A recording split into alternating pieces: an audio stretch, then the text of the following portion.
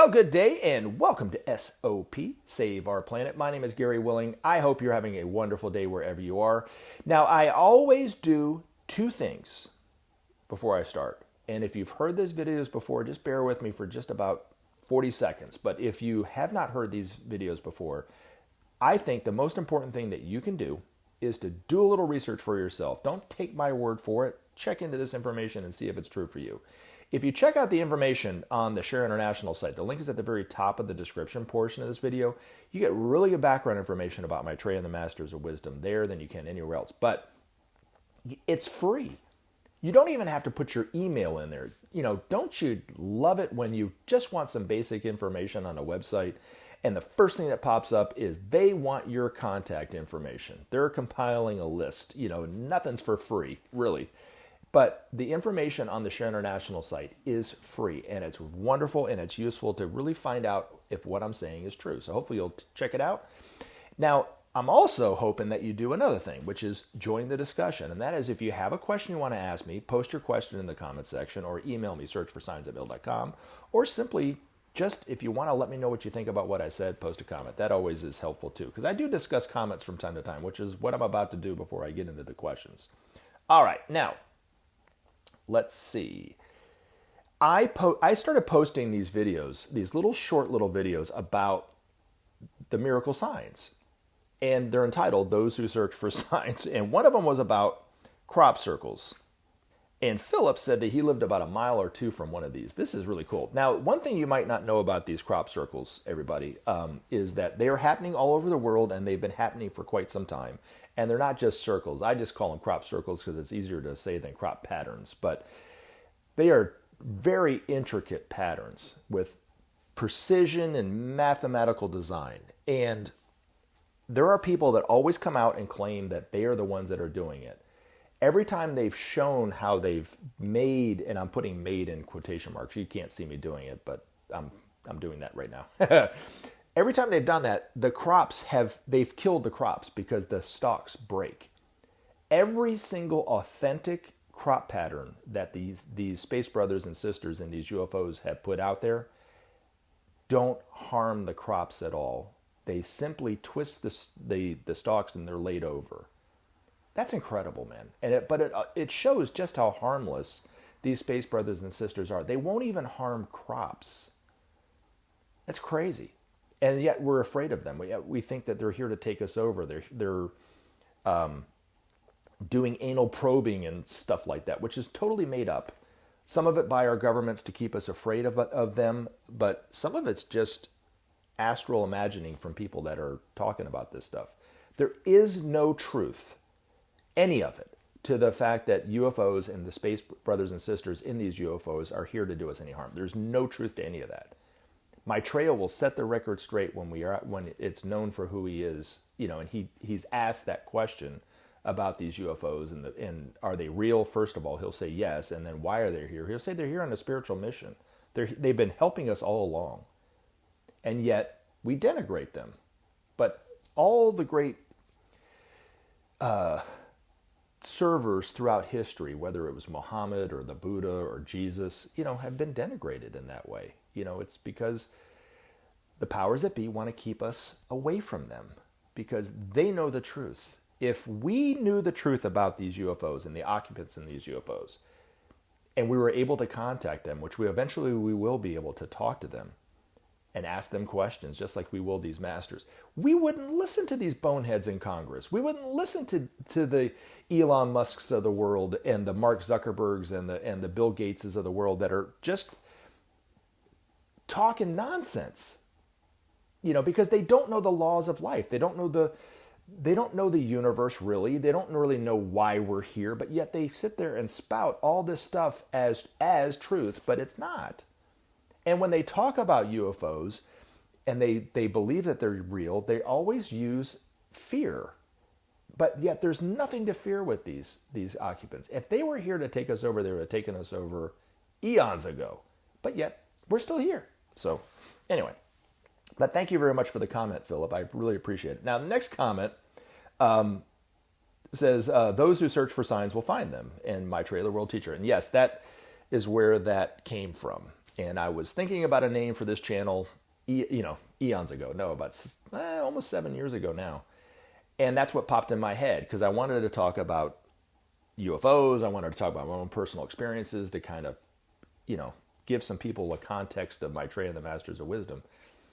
Anyway, so I used that name, of course, for a long time. And up until recently, I can't remember how many months it's been since I switched over, but I switched over to SOP, Save Our Planet, because I see this channel going on after Maitreya's out known in the world. And we really wouldn't need to search for signs at that point. I'm saying he'll be out there. So that's why, but I do think the most important thing is to SOP, Save Our Planet. But the funny thing was about this comment that made me laugh. I know the person who commented about this, but I could not really think about how to use that name right the whole time. I had recorded a few videos early on about miracles and so forth and my own personal experiences. And then once I kind of got into questions and answers and, addressing comments and those kind of things, it kind of shifted. Up until about a week or so ago when I thought about doing these little short videos, those who search for signs will find them, about weeping icons, those who search for signs will find them, about the healing waters. And I was like, I just changed my name. I should have kept it at this point. Anyway, but thank you very much for the comment. I really appreciate it. All right, Timothy, you asked a question. What would you say 1 in 1,000 people know of Maitreya is here? I thought I had answered that question a few weeks ago, but yes, more than that. And then I think you clarified 1 in 500. I don't understand why the importance of this is. Eventually, very, very soon, everybody's going to know who Maitreya is. So it'll be 1 in 1. But right now, I would say based on what Ben said before he passed away, it's probably even less than 500. It's probably 1 in 300 or 400 people based on my math. He said it was about 40 or 50 million people, if I'm not mistaken, knew about Maitreya. But it was said in the Agna Yoga teachings through Helena Roerich, Maitreya said, there was a time when one true man could save the world. This was a long time ago, though. And then the world changed. It got bigger, and then he said 10,000 wasn't enough. In the coming time, he'll call on 1 billion people to help make the changes, to help save and restore the planet, bring it back to health, bring about justice and, those kind of things.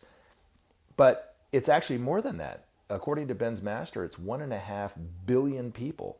Now, most of those people don't know who Maitreya is, but they are deeply concerned about the problems of the world, and they want to do something, whether they're doing something about it now or not. I would probably put money on the fact that everybody who is at least asked questions on this channel is a part of that 1.5 billion. They might not see it. They might not believe who Maitreya is. And even after Maitreya is out known for who he is in the world, they still might not believe exactly what I think Maitreya to be. And that really doesn't matter, But if you want that number to go down, Timothy, or whoever, if you want more people to know who Maitreya is, guess what you could do? You could tell people about it. It's pretty simple. You know what I mean? And you don't have to make this huge production like I'm doing on YouTube or what Ben used to do giving lectures. You can just talk to your family and friends about it, your coworkers about it, and not even try to convince them. Just tell them and move on, and that's all you have to do, really. We're all in this together. We're all a part of this change. We just have to do something about it. This is the most important thing. There would be way more people, Timothy, I'll just leave you with this. There would be way more people that would have known about Maitreya had our representatives in the media just gone into the Asian community of London in 1982. Like that was asked at the press conference. Benjamin Creme did this press conference where he invited the media to go into London, into the Asian community of London and seek out Maitreya. And some of them were getting ready to do it and they just stopped. They just didn't do it. And the reason why they didn't do it is because they're afraid. They're afraid of being ridiculed, which is something that I'm sure most people, that the reason why they don't talk about this with their family and friends, they're afraid about being ridiculed. For them, they were afraid about losing their standing in their field, in the media field, losing reputation perhaps, or even losing their job. And that's what held them back. And then they said, well, I'll just wait for Maitreya to come out. You can't do that. We have to do something about this. It's crucial. If you haven't seen the divisions, if you haven't seen the problems in the world, there's not much that anybody can do to get you to see it. These problems are such in everybody's face right now. I mean, it's big, and for years and years and years, I remember, and I know a lot of the people in the Share International group would say the same thing. It was hard to convince people that we had any problems. You know what I'm saying? I mean, they kind of knew we had problems, right? But to convince them that the need for peace is crucial, people weren't really listening to that in the 90s. There were a few, but not many. And then they kind of bicker back and forth. It's really not that big of a deal, right? And then good luck trying to talk to them about the need to share to end hunger. They didn't give a crap because they weren't seeing these people up close, right? Injustice in the Middle East with Palestine, we don't need to deal with that. Well, now it's in everybody's face, and they're all talking about it. And a lot of it's coming from people that I would have never thought in a million years in the media. Tucker Carlson, like I said, I bring up the names, Marjorie Taylor Greene, all these people that I totally disagree with on so many levels are bringing the attention about the injustice in Palestine, and creating this awareness of it. Now they're not talking about the other genocide going on, which is just starvation everywhere in the third world, in Africa and East, Southeast Asia and in Latin America and so forth. They're not talking about that yet, but wait till they understand that whole problem too, because starvation is not just happening in Palestine; it's happening everywhere. And an injustice somewhere is an injustice everywhere, and it affects everyone. It creates tension, it creates stress in all of us. We might not think about it like that, but it is. We won't understand that truth of that statement until it's cured, and then we'll realize that, oh my gosh, how much easier we all can live, how much better we can trust one another just from curing hunger. And according to the masters, just trying the principle of sharing will cure hunger nearly overnight. All the other problems, terrorism and war, might take a little while. Political divisions might take a little while. But hunger, it's easy. We already have the food sitting there, just going bad. We have the trucks, we have the trains, we have the planes, we have the boats, we have the helicopters to schlep the food from point A to point B right now. We could do it tomorrow. By Monday morning, we could cure hunger if we really, really wanted to do it. But what's keeping it is everyone, from the people that know that there's a problem in the world to the political leaders, aren't doing anything because they're just waiting for somebody else to start the process. So it's important for you, if you're hearing this information and you want to do something, just to talk about it. Create awareness amongst your friends and family about it. They might totally reject you. Doesn't matter. Just keep talking about it, and then you just get, kind of immune to rejection, kind of thing. But it's important for each and every one of us to take that step to help in some way and not wait for Maitreya to come out in order to solve the problem, because that's not how it's supposed to work. We're supposed to be doing it now. We're supposed to be talking about it now. All right. The Antichrist. Well, I mean, of course, this comes my way all the time. I guess my question would be really, have you ever seen Maitreya on TV or in your life? Wait and make that comment until you've seen him on TV and hear what he's had to say. And then I can't really say anything to it. But up until now, up until you do that, I can always say, have you ever seen him? Have you ever heard anything that he's said? How can you say somebody's the Antichrist without even knowing anything about him? He's politically he might be different, spiritually he's way different than most people take, but he is just a teacher. That's it. And really in a very broad sense, but he's mainly focused on the economic and political fields. Most people, I think, that hear this information, even maybe coming out of this channel, think that he is a religious leader. He's not. He's not coming to create followers. He's not coming to create some kind of devotee base. He's coming to teach us how to live together as one family. And we can't do that until we share. So economically is the first priority, and then it's political, because the changes really won't happen until our political leaders start to take notice to the problems in that way and how to solve the problems in that way. And then spiritually, he'll teach us the truth about life, that we're one. As man so relates to man, does man relate to God, that kind of thing. But, he would tell you, even if you're a Christian, be a Christian. And stay a Christian. Don't be something other than who you are. But understand that dogma is dogma, belief is belief, and you are beyond all that. You are the self, and that kind of thing. And even Jesus talked about that, to be honest, Paul talked about that, and when he said, "Owe no man anything but to love them." Because when you love them, you've already fulfilled the law. You can't kill somebody, lie to somebody, harm somebody in any way if you truly love them as yourself. That's why it's the most important commandment as far as I'm concerned. But anyway, thank you very much. Oh, and then in terms of really what the Antichrist was or is, it's an energy. And it was already come and gone. So there are people in the world today that are creating serious problems geopolitically that are influenced by that same energy that the Nazis and the fascists in Italy and the militarists in Japan were influenced in the same way, but at a lesser level. But people like Benjamin Netanyahu, I'm going to call him out, even Donald Trump and some of our leaders in Washington, and he's not the only one that has been influenced in this way. Every president really has been influenced in this way.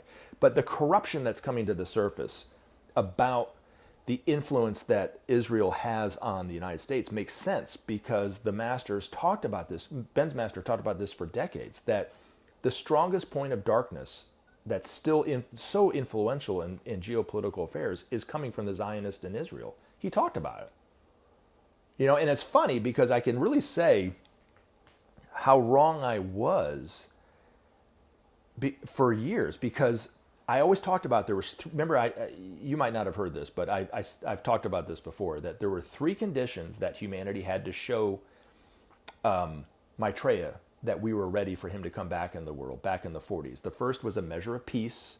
The principle of sharing had to start to govern the minds of our world leaders at the time, and then the political parties had to start to clean up some of their corruption. And I always kind of said, well, probably, I said I can understand the first one from the Marshall Plan. It brought about peace in Europe, and that way, basically nations that kind of were at each other's throats from time to time. But since then, there's been this measure of peace. Since then, if you look at the map, geopolitically, the borders have been stable for decades, with the exception of a couple, 3 here or there. But by and large, there hasn't been great changes in the map and how it changes, which is a measure of peace. And then the principle of sharing, I think, was that humanity was willing to at least try the principle of sharing, was the Marshall Plan, which is the first time that we tried it. And then, well, like I said, what I'm saying where I'm wrong is I said that only someone at the level of the Christ could see that the political parties were starting to clean up some of their corruption, because I couldn't see it. But then if you look at what's going on today, or the last 6 months or so, or 9 months, with the Epstein files, with all the AIPAC discussion about how they're influencing our world leaders and our political leaders in Washington, on both sides of the aisle, you can see that the corruption's coming to the surface. And this was predicted by the masters decades ago, that corruption and everything would start to come to the surface, and just how painful it would be. And leads me to another question that somebody said about controllers. They said, where is it? Let me find it. Oh, here we go. This is coming from Cynthia. When will the controllers set us free?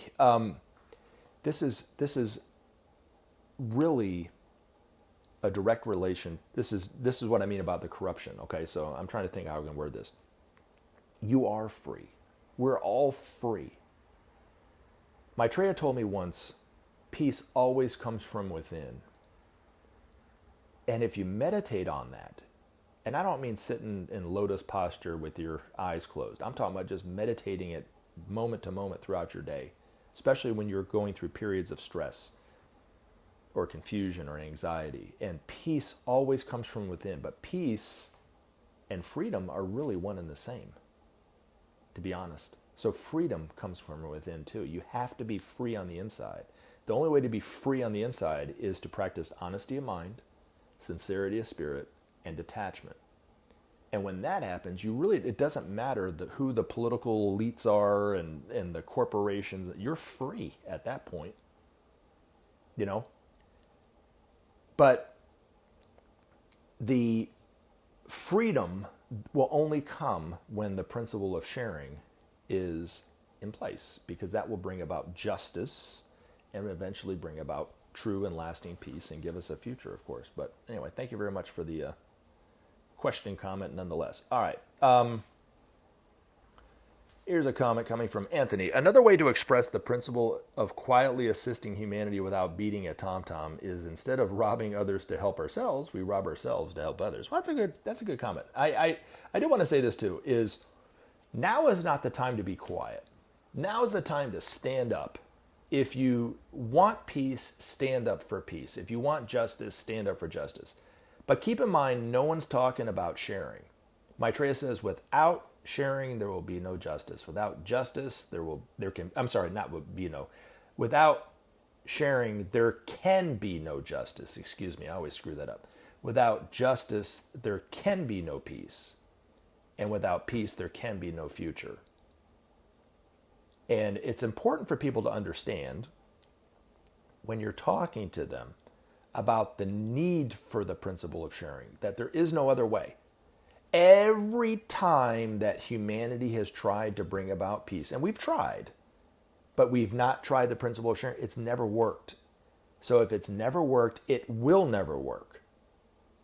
But they try everything in their might to do whatever, and they talk about it all the time, endless talking on the media about the need for peace, but nobody's talking about sharing. It would solve that problem overnight. And yet they can't do it because they're just unwilling to just share resources that are just sitting there, really, you know. But anyway, thank you very much for that. But don't be quiet. Stand up. Talk about it with people. Talk about it with the people in your lives. I can't stress that enough. All right. Now, someone commented about weeping icons. Okay, so I did a little short about the weeping icons. I haven't heard of a rational debunk of this phenomenon. Well, I have. People try to debunk stuff all the time. Since there doesn't seem to be a market for profit at work in the world of weeping Madonnas or the famous milk-drinking Ganesh statues, one can assume these are real. And this is what I want to talk about. What I wonder is, why are these statues weeping? Is humanity that far gone? If so, what hope is there? There is so much hope out there. Okay, it reminds me of this song from, do you remember the 80s group Starship? They started out as Jefferson Airplane, then went to Jefferson Starship, and then they got rid of Jefferson and it just became Starship. So in the 80s, they had a song. I love this song, and I heard it on Sirius XM years ago, and of course saved it in my phone. I listen to it a lot because it's so true. It says, "It ain't over till it's over." Don't ever forget that. We're still here. We still got a chance. It ain't over till it's over. And the other line in that song that just means so much to me is what it says: "They play to win, we play to keeps." We play for keeps. So yes, the powers that be are playing to win. So we as a people need to play for keeps. And they are not going to be able to win. There's more of us than them. And that's the thing that we don't understand. But I've asked that question too. Why are these icons weeping? You know what I'm saying?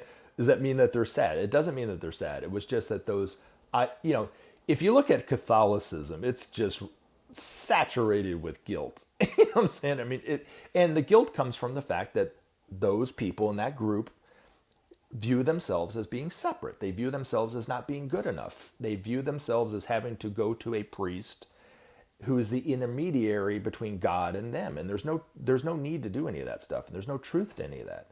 Maitreya will set the record straight. You are the divine self. There's nothing to be guilty of. There's nothing really even to ask forgiveness of, other than just to ask yourself to forgive yourself for harming someone else, and then ask forgiveness from them in that same way. But there's no need to ask God for forgiveness. It's just all you have to do is change your ways. You know what I'm saying? Live harmlessly, and then you'll be asking for forgiveness, really. It is very easy to ask God for forgiveness and do nothing. You know what I'm saying? I mean, it's just, anybody can. I could do that right now if I wanted to. It's far harder to ask for forgiveness and do something about it and actually try to change. So most people don't do that. So these icons, these paintings of the Madonna kind of have this sad look based on this kind of devotional guilt of the artist, or the sculptor or whatever that did it. And it resonated with Catholics because they have this guilt. So it was the master who was the Madonna who was the mother of Jesus. Jesus is the only master in this group that I know of that whose mother's in there too. Poor guy. I'm kidding. No, but the master who was the Madonna is doing those miracles for them, basically for Catholics in that way, but to also give them hope. And there are people who, when they see the weeping icons, it's giving them hope. It gives them a connection to the divine in that way, which is the purpose of it. But there are other things that the Madonna has done, whether it's an image on a photograph or the image on of the Madonna on the bank building in Clearwater, Florida, and so forth. That really instilled hope for people. And the other miracles are very hopeful too. But if you want a dose of if you want a dose of hopium, get around Maitreya, because he is hope personified. He is joy personified, embodied, really. Every time I've seen him, it's like he's won the lottery, but yet it's not about money, it's about humanity.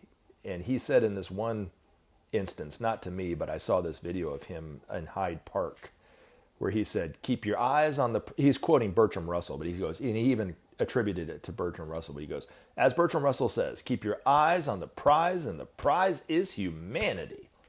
So if you start to wake up to yourself as the divine self, it brings joy in your heart.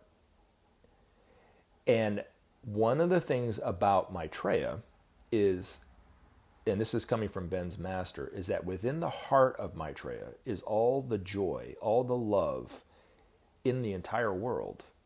And also at the same time, all the suffering. He feels them both at the same time. And the funny thing that I've noticed, and you might notice this too, is when you become aware of the hope for humanity, which is us learning to live together in peace and those it brings you joy. It really does. And if you start to realize yourself as a self, it also brings joy because you're becoming a more loving person. You can't be a joyful person without love, right? Now, when you see and recognize the problems in the world too within your heart, and you feel the pain and the suffering in that way, maybe not as extensive as Maitreya does, but you in your heart too can have the joy and the pain and the suffering going on at the same time. And that's the truth about what's in your heart, is we can all experience that too. Maybe not to the extent as Maitreya can now, but we can experience joy and pain and suffering of the world at the same time. And then when you do that, you want to do something and you want to help alleviate the pain and the suffering of the world. And that's why the best thing to do is to bring about the awareness of Maitreya and the Masters of Wisdom now, because this is the most important thing that we could be talking about, but also the need for peace in that way. Does that make sense? All right, I love you guys. Thank you very much for your comments. Thank you very much for your questions. I did have another question I wanted to talk about, but I'm going to leave that to the next video, okay? But again, thank you very much for listening, and we'll put up a video real soon. Take care. Remember to take action and help SOP save our planet. Thanks for listening, and we look forward to talking to you again in future videos.